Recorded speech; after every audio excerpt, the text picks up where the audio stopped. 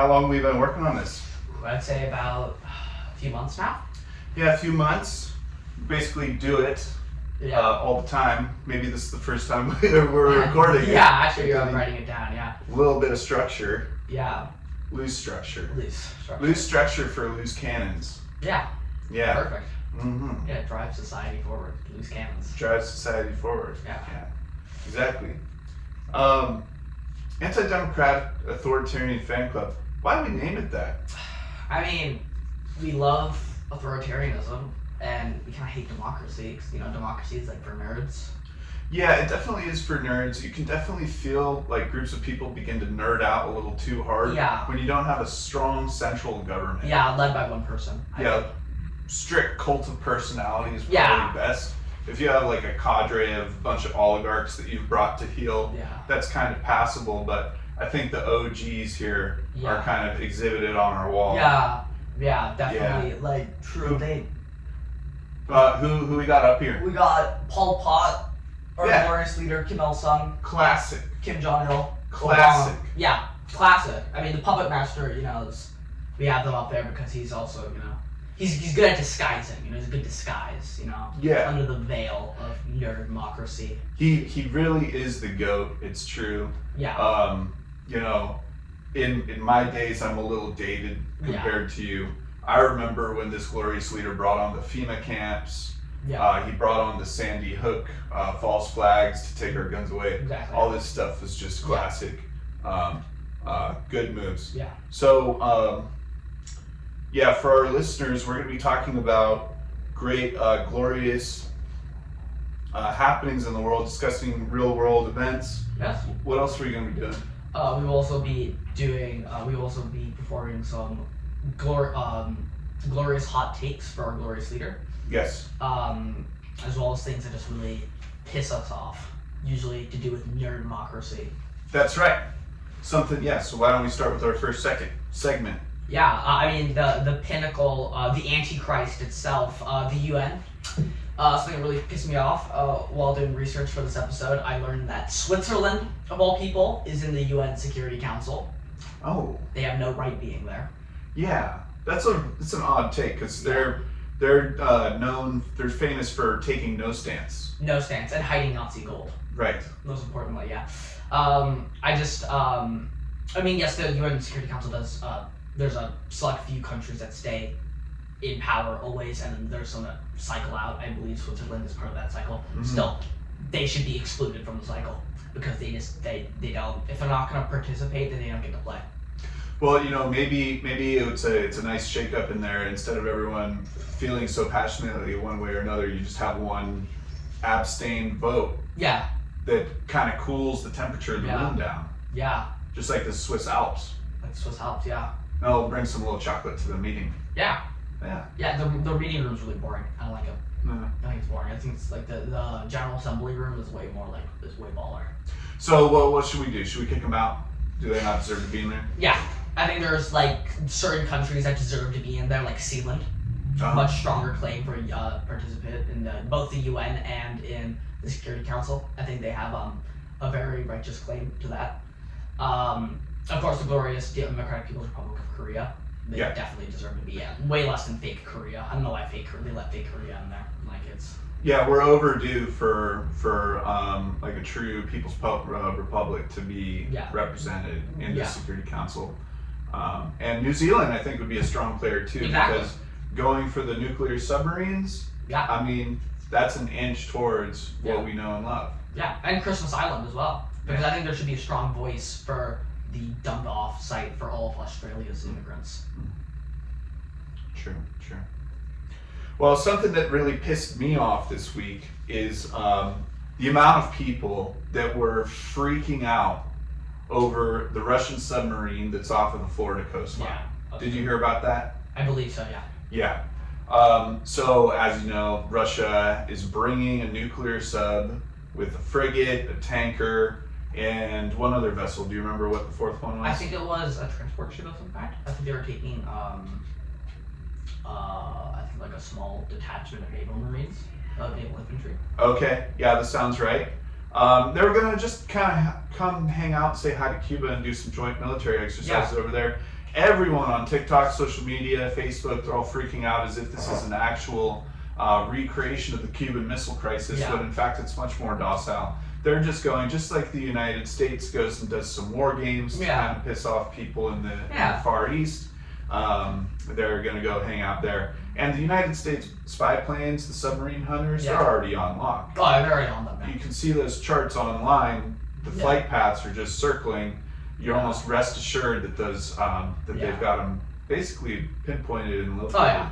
So it's almost an exciting opportunity. Yeah. If you are a simp for the U.S., then the U.S. is gathering lots of data on how the Russian fleet moves in U.S. waters. I think, I mean, personally, I'm going to say this. I think the U.S. Navy was tracking that sub probably before it left its base. That's fair. That is fair. I'm assuming it's part of the Baltic Fleet, although it could also be the North Sea, the Arctic Fleet. Maybe the Pacific Fleet, but that seems unlikely. They were probably tracking that little flotilla of what's left of the Russian Navy, because they're all converting to submarines, as we all know. Yeah. The stealthiest submarines in the world.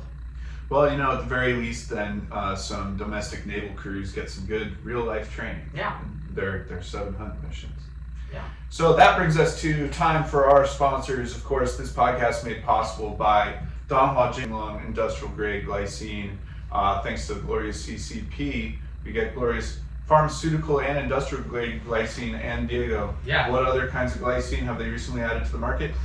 Glycine for personal health, supplements. It's great for your body. It does all these amazing things for you. It boosts your immune system. It boosts your brain growth even after it's done growing. It does some incredible stuff. And it's like the purest of pure. Like it doesn't get, it's like top shelf, best stuff you can buy. That's absolutely true. With over 31 patents, Donghua Jinlong leads the industry in quality industrial glycine production, as well as meeting over 28 regulatory safety standards and receiving dozens of licenses, keeping their staff up to date on fire safety and training. Donghua Jinlong is the leader for the world's glycine future. Isn't that right? That's right, yeah. All right, thank you to Donghua Jinlong. That brings us to our main discussion. Diego, what's our topic for today? Right, so I was reading up on once again, going back to the Antichrist, the Security Council voting unanimously, almost unanimously, except Russia, typical, to end the current war in Gaza. This was a UN ceasefire which called for the immediate release of all hostages taken by Hamas, and for the IDF to withdraw from Gaza in return. One key thing I saw here was that the U.S. voted in favor, which is kind of breaking tradition from...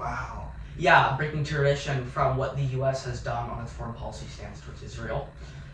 This could be totally a political move by the Biden administration to try to get some of those other left voters for November.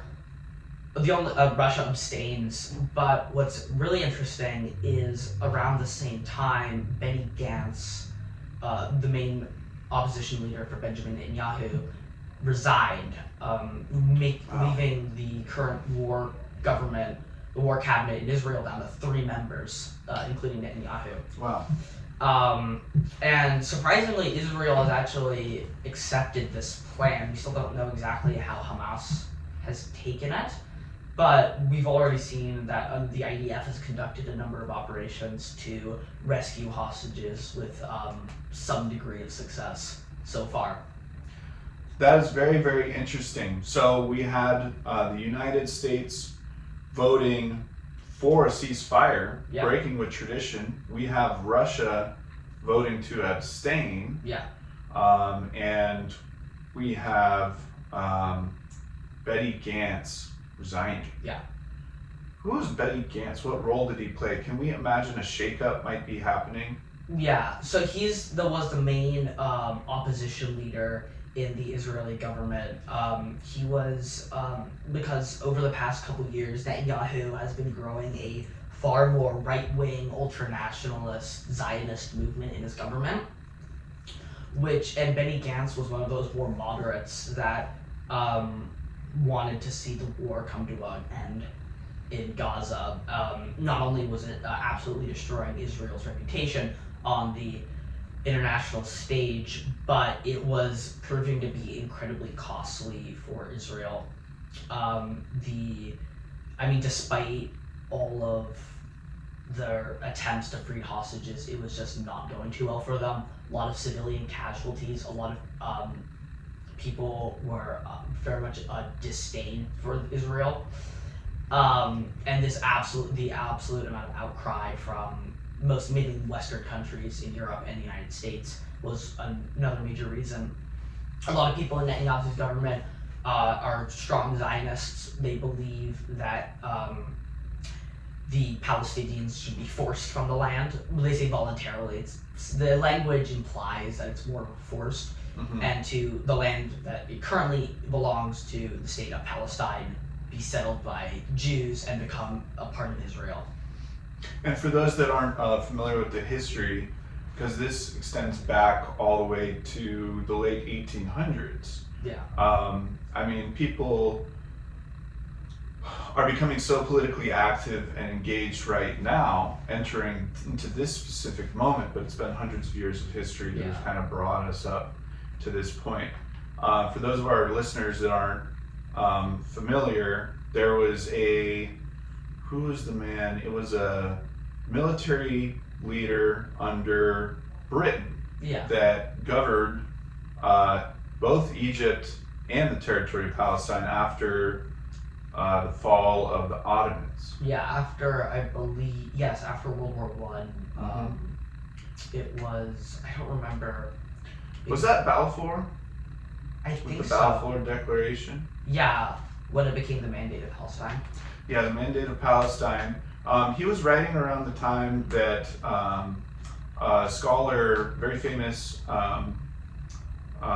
Arab scholar, Edward Said, wrote about in his very famous book called Orientalism, where he describes this sort of Western mindset towards the land of Palestine, but also Egypt, Iraq, Syria, and the wider Arab world as being this sort of timeless, definitively culturally authoritarian place. And he walks you through European art and literature dating all the way from the Renaissance up to the contemporary period of that time. You'll see the enslaved white woman and the Arab prince or sheik, lounging in luxury, and there's a tiger over here, and there's incense blowing through these paintings and things. And even Balfour, in his descriptions of people, he gets very descriptive as he travels through these territories that he's in charge of, and he's looking at these people as, like people without a history, without a culture, without a direction, almost like they're locked in time, standing still. And this is almost a wide open area for civilization to come into and develop, which shares so many similarities with United States Manifest Destiny that it lends a lot of criticism and weight to contemporary people saying, hey, Israel is a colonialist project. So that leads us up sort of into this present moment. Of course, we have World War II and the Holocaust, and then the Nakba. What was that, 1947 or 48? And the expulsion, or on some people's account, the fleeing of Palestinians, or the expulsion, depending on whose perspective you're looking through and how the story is framed. And now that leads us up to this Zionist sort of political project. And you're saying this particular cabinet member represented sort of that Zionist spirit. Even going back to earlier days, before the Crimean War, when Palestine was part of the Ottoman Empire, the major conflict in Palestine was over the holy sites of the various Catholic churches, Christian churches, I should say, and control over the holy sites was under the Sultan, and the Sultan would lend out the sites to the various groups over the years. Touching on what you said earlier about civilization in the Middle East, a very similar case can be made during Napoleon's campaigns in Egypt. A lot of scholars, French scholars, went with Napoleon's army to Egypt and were incredibly distraught when they landed in Alexandria because it had changed so much since the days of Cleopatra and Antony. Oh my God, Mark Antony. Mark Antony, yeah. Well, I'm sure that disappointment reflected in their accounts of the culture and the people that they met there. Yeah. Yeah. But yeah, this story about especially Zionism and the different perspectives over who owns the land, who has the most rightful claim to the land, just goes down to which narrative you look at.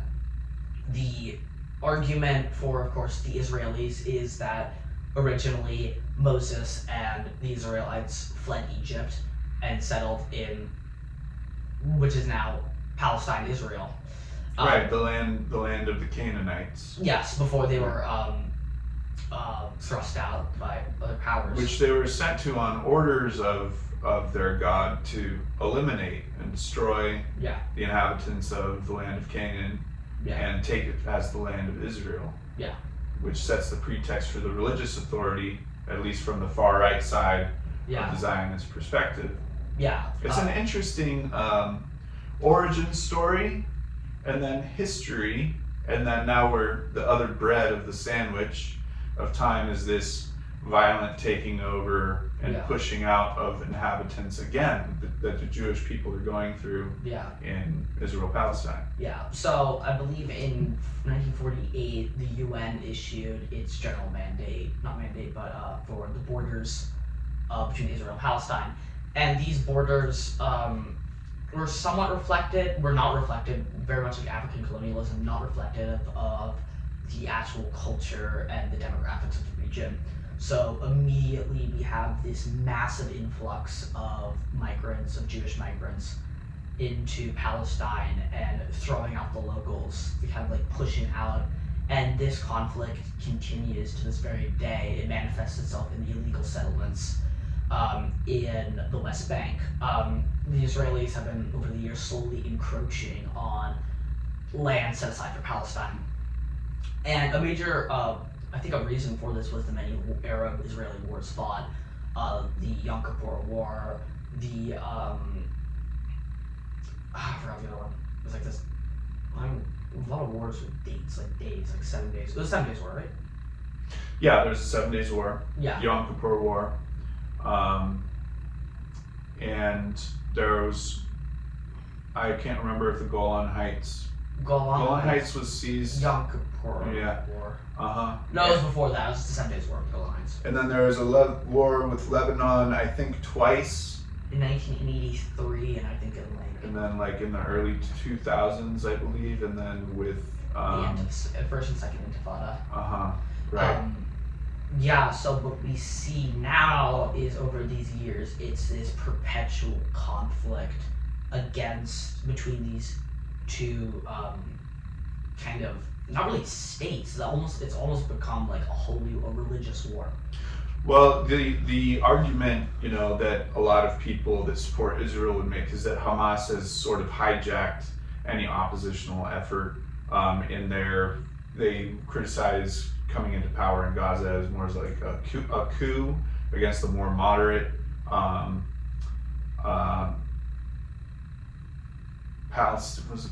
was it the PLO still? Or was it the Palestinian Authority? I don't know. But yeah. Yeah. And I think a lot of people, what they don't understand is that Palestine's an enclave.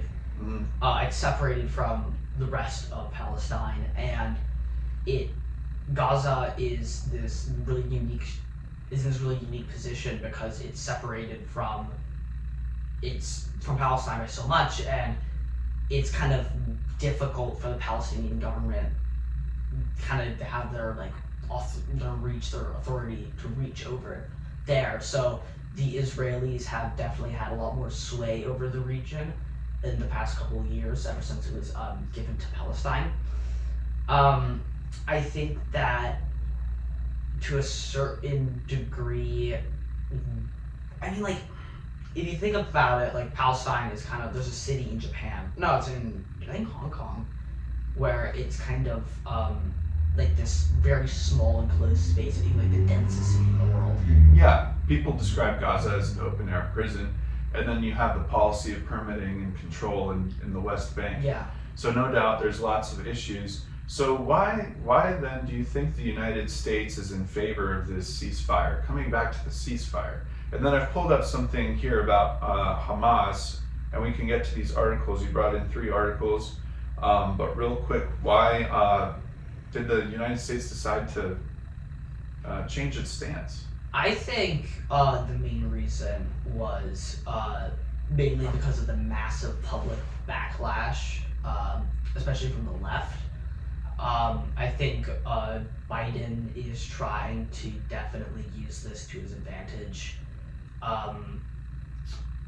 to garner support for his election bid. Yeah, I was thinking to myself that these things really require, you see presidents come to more of these dramatic snap decisions, especially coming up to election cycles. Yeah. And I get the sense, having lived through a few, that they almost bide their time, Biden's biding his time, to see which way voters are really going to turn. And as we get closer, and these student protests have crystallized opinion among certain voting blocks that pollers can, or polling people can track and kind of really get pretty accurate with. Yeah. I think probably some of this has to do with some of that strategy, definitely. Yeah, I mean, I couldn't come at a better time, I think. For Biden, we see former President Trump's conviction was, I mean, this was almost impeccable timing.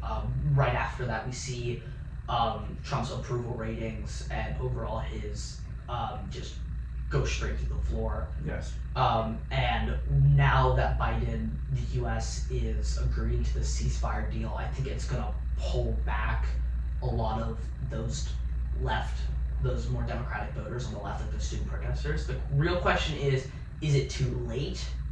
Have those people already made up their minds, or has Biden been able to somehow like convince them that he's the best choice for this for a second term? Why do you think Russia, this is just one off, but Russia abstained from the vote? Do you think there's any political motivation there, or do they just have so many hands tied up that they feel like they're too busy to really put lay a claim down in this conflict? I think it's a little bit of both. I think that Russia is one of the more vocal supporters of Palestine. However, I think currently, due to the invasion of Ukraine and how poorly it's gone for them, their influence is like Trump's approval ratings gone straight through the floor. It'll probably take decades for it to recover. I mean, on the international stage, maybe not public opinion, that might be different. It's a whole other can of worms. I also think that Russia, I think that they just have so much going on at the moment with their economy, current state, as well as the war in Ukraine. I just don't feel like they have they don't really feel the need to be vocal against it. I think the whole global community would understand that Russia has its hands full right now. Yeah. And does not have many resources or capacity to devote to this. While we were speaking, I did look this up. I want to pull up an MSN article real quick. It says Israeli officials says Hamas rejected latest ceasefire deal. This was published today, 6 hours ago. Oh, wow. Which says that while the international community agreed on a ceasefire deal, Hamas ultimately has rejected it, stating that they have changed all of the main and most meaningful parameters, according to Reuters, which did not name the person. So this is still early in development. We don't have a specific name tied to this yet, and more could definitely be developed. But I would wonder what those parameters were. All I'm seeing is that hostages need to be released, remains need to be returned, and then a full ceasefire would be agreed, which seems like I'm not seeing a whole lot of lot of benefit for Hamas. I don't see Hamas getting really any concessions out of this. And I will mention this is as Hezbollah has been ramping up its attacks into the Arab Druze population, Arab Israeli Druze in northern Israel over the last few weeks. So we'll see what comes with that. Do you have any thoughts on there? Yeah, I think that I remember reading about part of the plan that included the rebuilding of Gaza and Palestine as a whole, like a whole new infrastructure plan to completely revitalize it and transform it. I think that may have been cut out of the deal. That's why Hamas backed out. I think that Hamas definitely has the most leverage here. Not only do the majority in the West, they have the most support, maybe not Hamas themselves, but Palestine does. And not only do they still have hostages, but they also, because of the sheer just like volume of media coming out about the absolute devastation in Gaza, especially in Rafah, we see that Israel doesn't really have anything to go on to really get anything out of this. That certainly is a major issue. So you have a ceasefire, and then what? Everything is destroyed, and how do you continue living on after that without any plan for reconciliation or reconstruction after a war? What kind of peace agreement really is there? Yeah. It is time for us to move on to our glorious DPR takes for Glorious Leader. Yeah. This is a segment where we argue passionately in favor of an authoritarian position, and the other one of us tries to refute it. This is how we know that authoritarianism comes up on top all the time, every time. It does, yeah. Diego, I believe you have our first take. I believe I have my first take. I believe that Project 2025 is a solid plan. Okay. Nothing that can go wrong there. I mean, like, think about it. Like, okay. Because, I mean, like, they spell it out almost for us, you know? ABCs. I mean, brain development is a bit of a hot button issue, especially. I've had problems, yeah. Yeah, especially among the right. But, because, you know, facts don't care about your feelings, you don't know the catchphrase. So, for the people unaware, Project 2025 is a proposal from the Republican Party to use the, I believe, is it the 1790, or was it the 18, what was it, I think it was like the 1815 Insurrection Act. Yeah. Yeah, it was right around there. Yeah. Was it the Alien and Sedition or the Insurrection Act? Insurrection Act. Okay. To allow the U.S. government to arrest essentially political opponents, because, you know, they talk too much, and it would allow potential future President Donald Trump to, you know, round up them libs and send crooked Joe to prison. But that would be terrible, because that would mean an end of our democracy.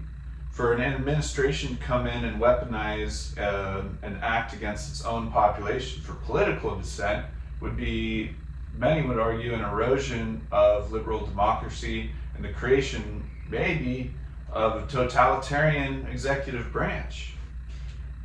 How could that be good? I counter-argue that position with the way that American democracy is, because it is a two-party system. And being a two-party system, there isn't much choice. We've only really seen, with RFK Jr., a third party emerging. So it has essentially become a two-party state. So calling it a democracy is kind of a half-truth. It's more or less picking between two people. I would say a real democracy, or nerdmocracy, would be a countries in Europe, which you can be saved from World War II, like France, the Netherlands, not Britain, Germany, maybe Italy. Yeah, well, sure. So maybe, you know, we have limited options on the table. I can choose a sandwich or a burrito, right? And it's made by both chefs. But how is that not better than God Emperor Trump being my only meal that I can eat? Well, so here's the thing about God Emperor Trump. Here's the thing you're not getting. It's God Emperor Trump is very anti-establishment. So his idea is to take down all those corrupt institutions. But he would be the establishment that he's anti. No, he's anti. No, there's two types of establishment. There's Trump establishment, and then there's Crooked Joe establishment. That's the establishment. Like silly things like the EPA, which is kind of useless. Education spending, which is also pretty useless. Yeah, no one needs books or clean water or clean air. No, that's. I mean, like China's great. China. If you want better air, buy it in a can. Exactly, buy it in a can, like the Lorax. That's exactly what we're saying. Yeah. And I mean, also, if you look, at how the political system works with lobbying, like, are we that far off from a dictatorship? And presidents can do executive orders, which they can basically do whatever they want. Yeah, but that's why we have the judicial and the congressional to limit them and hold them accountable. Do they though? Do they though? Well, they're supposed to. But they don't. Clarence Thomas, it's a whole other story. But you see, they don't. You see, Injustice Alito did nothing wrong. That's a whole other can of worms. He did nothing wrong. Freedom of speech, people. Freedom of speech. Don't be sheep. All right. Well, that was our DPRK hot take for Glorious Leader.